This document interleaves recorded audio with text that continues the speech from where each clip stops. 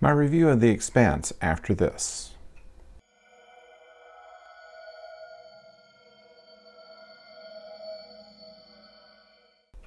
Hello out there, I'm the oldest nerd, here to talk about The Expanse after I've seen the first 2 seasons. I find it to be fascinating. Many people have compared it with Babylon 5, with Firefly, with Battlestar Galactica. I'd like to add one more to it. Blake's 7.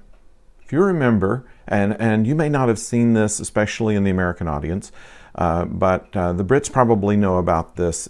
Blake's 7 was put out not by the BBC, it was one of the ITV networks, I believe, that came up with this idea of a group of criminals, one who was a revolutionary, who come upon this derelict ship, get on board, take command of it, and go out trying to save civilization from a corrupt government.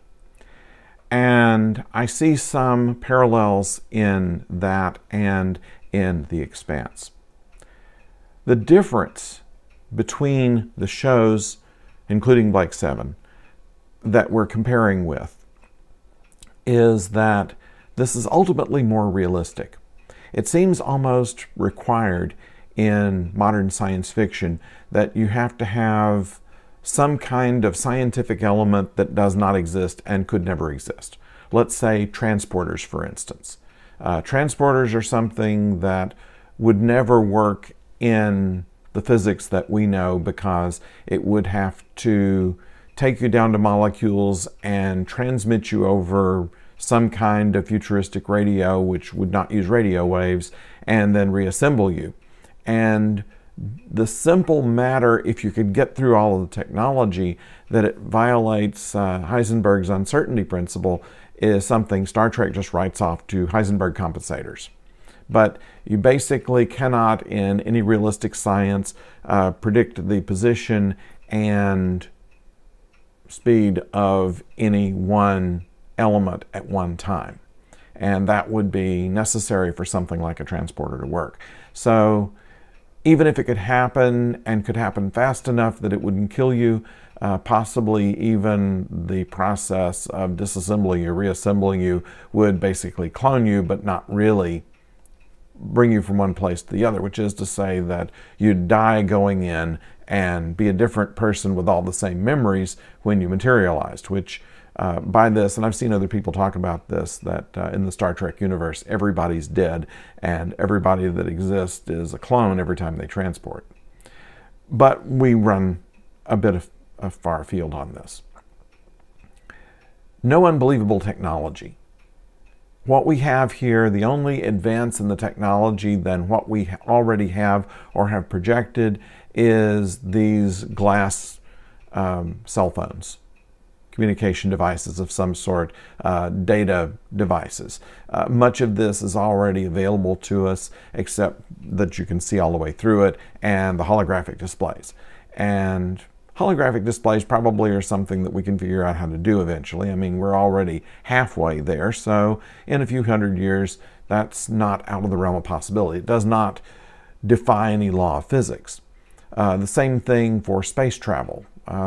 While we may be working on a light speed drive, they're still talking about and the problem with light speed drive that's done not only in Star Trek, but the Orville and the Babylon 5 and all of the others that, Star Wars even, going to light speed would make you a stain on the back wall of any ship that you were traveling on, unless you took maybe a month or two to reach light speed, which wouldn't be good for storytelling.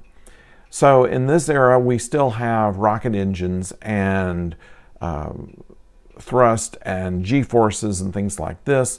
They acknowledge that there is enough G-force that would cause you to go unconscious, and so they have they've shown on the Rocinante, for instance, that you can be injected with something that will cause you to be able to withstand more G-forces. That's well within the realm of possibilities. And in fact, even the most far-out element is not something that is completely out of the question. Without providing any spoilers, the thing that drives the plot is certainly something that could happen on the outstretches of your imagination, but does not necessarily defy physics as we know it. And this is unique for a science fiction program to do just that. So hats off to The Expanse for doing that. Moreover, they seem to have the people angle right. Let's think about this. Let's put a parallel to our own geopolitical system as it is now. We have a United Nations, not quite as powerful as the United Nations in the future, but that's predictable too, that perhaps as we expand into other planets in the solar system and other areas of the solar system, that the governments, the competing governments would be between planets and asteroids rather than land masses on Earth. So a united government here really isn't out of the realm of possibilities either. But the same things play between any rival governments. There's spying on each other, there's threats of war, there's fighting for independence, there's animosity, even a certain amount of bigotry to someone who was born on Earth or someone who was born on Mars or someone who was born in the belt. So all of this is relatable on a human level. And the way that the politics are played is very much like how we see governments today act. There is a certain amount of self-interest, there is a certain amount of patriotism, there is a certain amount of egalitarianism. And in doing so, I believe that The Expanse is probably the most realistic science fiction show I've ever seen. Now, that said, I don't particularly want to ride with these people. It's a dangerous place out there. It really is. I mean, William Shatner was lambasted by fans for saying he'd never want to go out in space. And the fact of the matter is that the way space really is, I mean, space in science fiction is everyday thing. It's driving to work in your car. But space in reality, as we know it from today, is that it's a great risk. Our astronauts that fly up on a Russian capsule and spend months in the International Space Station are exposed to radiation. They're exposed to the possibility of collision with space junk or meteorites. They're exposed to zero gravity that causes differences even in their DNA, we found. So this is all taken into account in The Expanse as far as we know now. We could project all of that into the future that they project.